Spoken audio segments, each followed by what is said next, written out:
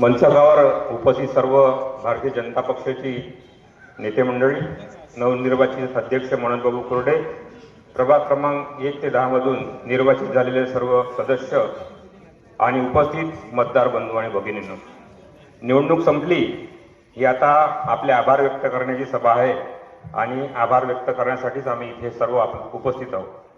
आपली सर्वांची जबाबदारी संपली, आता आमची जबाबदारी सुरू झाली आहे. जाहीरनाम्यात जे काही आम्ही कामं करणार आहोत असे तुम्हाला वचन दिलं ते पूर्ण करण्याची जबाबदारी आमची आहे. तुमच्या मनात जे जे काही काम आहे ते पूर्ण करण्याची जबाबदारी सुद्धा आमची आहे. आपण सर्वांनी कळत न कळत आम्हा सर्वांना मतदान करून या निवडणुकीमध्ये विजयी केलं, त्याबद्दल मी आपल्या सर्वांचे आभार मानतो आणि जास्त वेळ न घेता आपले 2 शब्द पूर्ण करतो. धन्यवाद.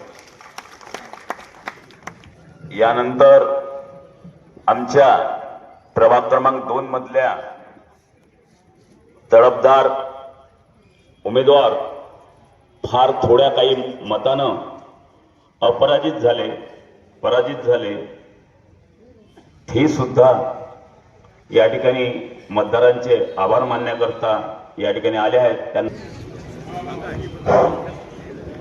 येथे मंचावर उपस्थित भारतीय जनता पक्षाचे नेते आणि इथे उपस्थित असलेले सर्व ज्येष्ठ मंडळी आणि माझे सर्व बंधू बांधव, सर्वांना माझा नमस्कार. खरं तर म्हणजे मी निवडणुकीत हरली नाही, जिंकली आहे. कारण आमचे नगराध्यक्ष मनोजभाऊ कोरडे हे विजयी झाले आणि आपले नगरसेवक 16 नगरसेवक विजयी झाले.